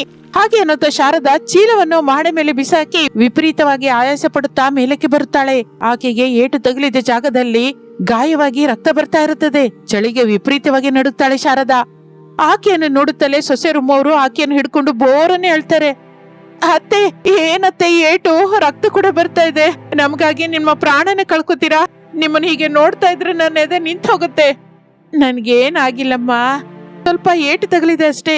ನಾನು ನೀರಲ್ಲಿ ಬಿದ್ನಲ್ಲ, ಆ ಸೋಫಾ ಸ್ವಲ್ಪ ತಗಲಿದೆ. ಮೊದ್ಲು ಬೆಡ್ಶೀಟ್ ಹೊತ್ಕೊಳ್ಳಿ, ಅನಾಮಿಕಂಗೆ 2 ಬೆಡ್ಶೀಟ್ ಹಾಕಿ. ಅಂಜಲಿ, ಆ ಡ್ರೈ ಫ್ರೂಟ್ಸ್ ತೆಗೆದು ಅನಾಮಿಕಂಗೆ ತಿನ್ಸು. ಈ ಔಷಧಿ ಹಾಕೊಳ್ಳಿ, ಯಾರಿಗಾದ್ರೂ ಜ್ವರ ಬರುತ್ತೇನೋ ನೋಡ್ಕೊಳ್ಳಿ. ನಮ್ಮನ್ನು ಕ್ಷಮಿಸ್ಬಿಡಿ ಅತ್ತೆ, ನೀವು ರಾಕ್ಷಸಿ ಆಗಿರ್ತೀರಿ ಅಂತ ನಾವು ಒಳಗೊಳಗೆ ಅನ್ಕೋತಾ ಇದ್ವಿ. ಆದ್ರೆ ನೀವು ನನ್ನ ಪಾಲಿಗೆ ದೇವತೆ ಅತ್ತೆ. ಈ ದಿನ ನೀವೇ ಇಲ್ದೇ ಇದ್ರೆ ನಮ್ಗೆ ಏನಾಗ್ತಿತ್ತೇನೋ. ನಮ್ಮ ಪ್ರಾಣದಾತೆ ನೀವು. ನಾನು ಕಠಿಣವಾಗಿ ಏಕಿರ್ತೀನಿ ಅಂದ್ರೆ, ಹೆಣ್ಣು ಮಕ್ಕಳು ಯಾವಾಗಲೂ ಎಲ್ಲ ಪರಿಸ್ಥಿತಿಯನ್ನು ಎದುರಿಸಲಿಕ್ಕೆ ಸಿದ್ಧವಾಗಿರ್ಬೇಕು. ಬಹಳ ಸೂಕ್ಷ್ಮವಾಗಿರದೆ ಸೋಂಬೇರಿಯಾಗಿದ್ದರೆ ನಾಳೆ ನಿಮ್ಮ ಮಕ್ಕಳ ಭವಿಷ್ಯವನ್ನು ಹೇಗೆ ತಿದ್ದುತ್ತೀರಾ? ನನ್ನ ಸೊಸೆಯರು ನನಗಿಂತ ದೊಡ್ಡವರಾಗಬೇಕು ಅನ್ನೋದೇ ನನ್ನ ಆಸೆ ಅಮ್ಮ. ನೀವು ಅಳ್ತಾ ಇದ್ರೆ ನನ್ನ ಕರಳು ಕತ್ತರಿಸುತ್ತಮ್ಮ. ನನ್ನ ಮಕ್ಕಳಿಗೆ ಯಾವ ಕಷ್ಟನೂ ಬರ್ಲಿಕ್ ಬಿಡೋದಿಲ್ಲ. ಅತ್ತೆ, ನೀವು ಹತ್ತಿರವಿದ್ದು ಧೈರ್ಯ ಹೇಳ್ತಾ ಇದ್ರೆ ನನ್ನ ನೋವು ಕೂಡ ಕಡಿಮೆ ಆಯ್ತು. ನೀವು ನಮ್ಮ ಅತ್ತೆ ಅಲ್ಲ, ನನ್ನ ಹೆತ್ತ ತಾಯಿ. ಇನ್ಯಾವತ್ತೂ ನಿಮ್ಮನ್ನ ಅಪಾರ್ಥ ಮಾಡ್ಕೊಳಲ್ಲ. ಶಾರದಾ, ನೀನು ಈ ದಿನ ಮಾಡಿದ ಕೆಲಸಕ್ಕೆ ನನ್ನ ಎದೆ ಗರ್ವದಿಂದ ಉಬ್ಬಿ ಹೋಗಿದೆ ಗೊತ್ತಾ? ಹೆಣ್ಣು ಅಂದುಕೊಂಡ್ರೆ ತನ್ನ ಕುಟುಂಬವನ್ನು ಯಾವ ವಿಪತ್ತಿನಿಂದಾದರೂ ಕಾಪಾಡ್ಕೊಳ್ಳಬಹುದು ಅಂತ ನಿರೂಪಿಸಿದೆ. ನೀನು ನಮ್ಮನೆಗೆ ನಿಜವಾಗಿ ಮಹಾಲಕ್ಷ್ಮಿ. ಆ ರಾತ್ರಿಯಲ್ಲೂ ಶಾರದಾ ತನ್ನ ಮೈಯ ಚಳಿಯನ್ನು ಸಹಿಸಿಕೊಳ್ಳುತ್ತಾ ತಲೆಗೆ ಒಂದು ಕಟ್ಟು ಕಟ್ಟಿಕೊಂಡು ತನ್ನ 3 ಸೊಸೆಯರನ್ನು ಹತ್ತಿರ ಸೇರಿಸಿಕೊಂಡು ಕೂತ್ಕೋತಾಳೆ. ಅವರಿಗೆ ಏನೇನೋ ಕತೆಗಳನ್ನು ಹೇಳುತ್ತಾ, ತನ್ನ ಚಿಕ್ಕಂದಿನ ಕತೆಗಳನ್ನು ಹೇಳುತ್ತಾ, ಧೈರ್ಯ ಹೇಳುತ್ತಾ ರಾತ್ರಿ ಕಳೆಯುತ್ತಾಳೆ. ಅನಾಮಿಕಂಗೆ ಯಾವ ರೀತಿಯೂ ತೊಂದರೆ ಇಲ್ಲದ ಹಾಗೆ ಪದೇ ಪದೇ ಆಕೆ ಪರಿಸ್ಥಿತಿಯನ್ನು ನೋಡ್ಕೋತಾ ಇರ್ತಾಳೆ. ಮಾರನೇ ದಿನ ಬೆಳಿಗ್ಗೆ ಮಳೆ ಪೂರ್ತಿಯಾಗಿ ನಿಂತು ಹೋಗುತ್ತದೆ. ಪ್ರವಾಹದ ನೀರು ನಿಧಾನವಾಗಿ ಕಡಿಮೆ ಆಗುತ್ತದೆ. ಬೆಳಿಗ್ಗೆ 8 ಗಂಟೆಯ ಸಮಯದಲ್ಲಿ ಹೊರಗಡೆ ದೋಣಿಯ ಶಬ್ದ ಕೇಳಿಸುತ್ತದೆ. ಅಮ್ಮ, ಅಪ್ಪ, ಅನಾಮಿಕಾ, ನೀವೆಲ್ಲಿದ್ದೀರಾ? ಅವನಿ, ಅಂಜಲಿ, ನಿಮ್ಗ್ ಕೇಳಿಸ್ತಾ ಇದ್ಯಾ? ಅಮ್ಮ, ಎಲ್ಲಿದ್ದೀರಾ ನೀವು? ಮಕ್ಕಳು ಬಂದಿದ್ದಾರೆ. ಏಯ್, ನಾವು ಮಾಡಿ ಮೇಲೆ ಇದ್ದೀವೋ? ಎಲ್ರು ಕ್ಷೇಮವಾಗಿ ಇದ್ದೀವಿ, ಇಲ್ಲಿಗೆ ಬನ್ನಿ. ಆಗ ಮಕ್ಕಳು 3 ರೆಸ್ಕ್ಯೂ ಬೋಟ್ ಅಲ್ಲಿ ಮನೆ ಹತ್ರ ಸೇರ್ಕೋತಾರೆ. ಮಹಡಿ ಮೇಲಕ್ಕೆ ಬಂದು ಅಲ್ಲಿರುವ ಪರಿಸ್ಥಿತಿಯನ್ನು ನೋಡಿ ಅವರು ಕಣ್ಣೀರು ಹಾಕುತ್ತಾರೆ. ತಮ್ಮ ತಂದೆ ಹೆಂಡತಿಯರು ತಾಯಿ ಪಟ್ಟ ಕಷ್ಟವನ್ನು ನೋಡಿ ಸ್ರವಿಸಿ ಹೋಗುತ್ತಾರೆ.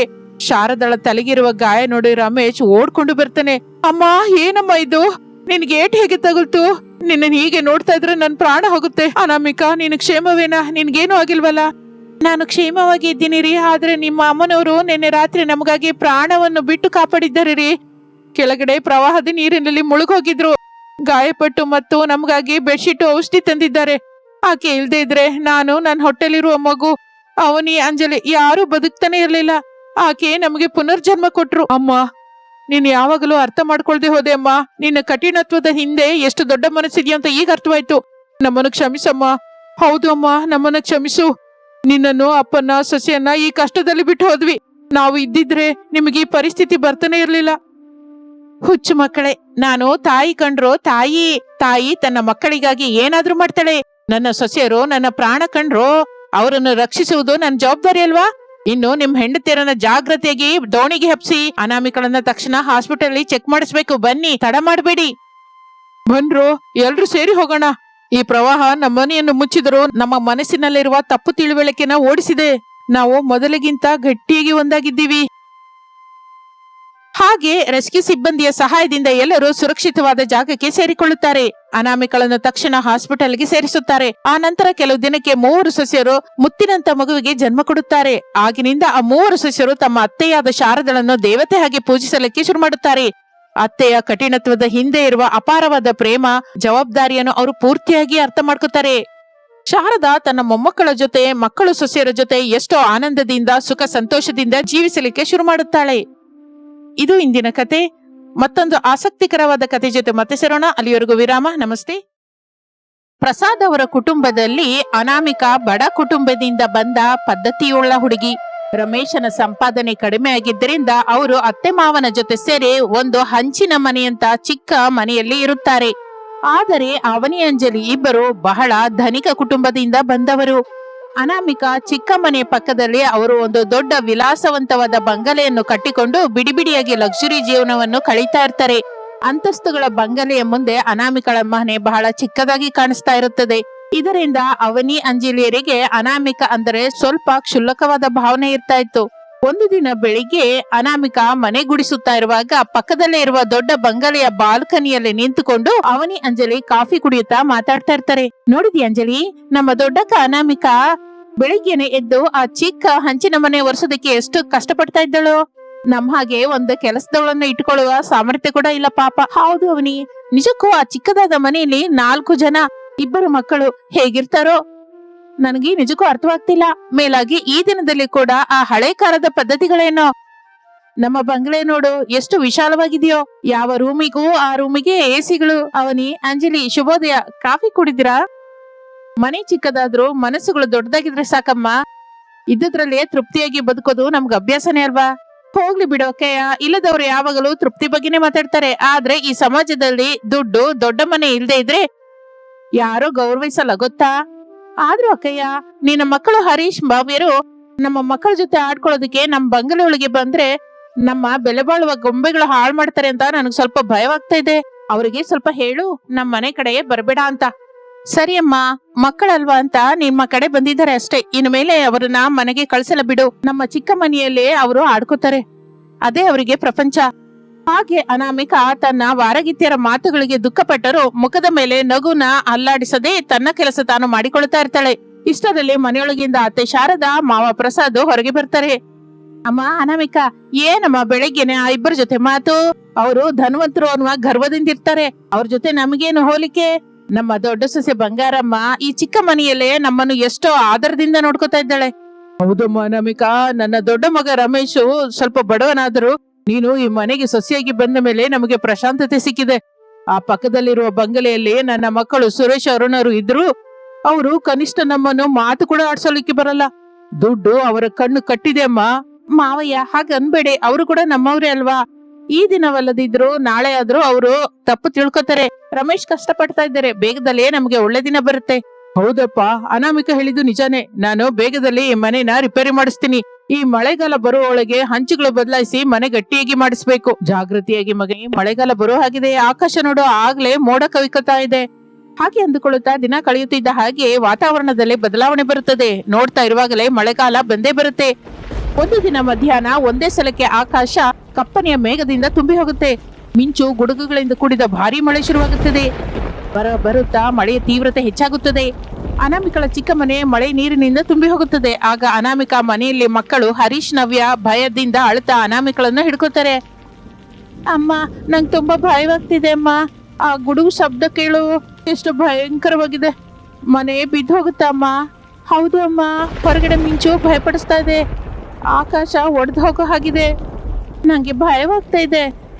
ಭಯಪಡ್ಬೇಡಿ ಮಕ್ಕಳೇ, ನಾನಿದ್ದೀನಲ್ಲ. ಹರೀಶ್, ನೀನು ಧೈರ್ಯವಾಗಿರ್ಬೇಕು.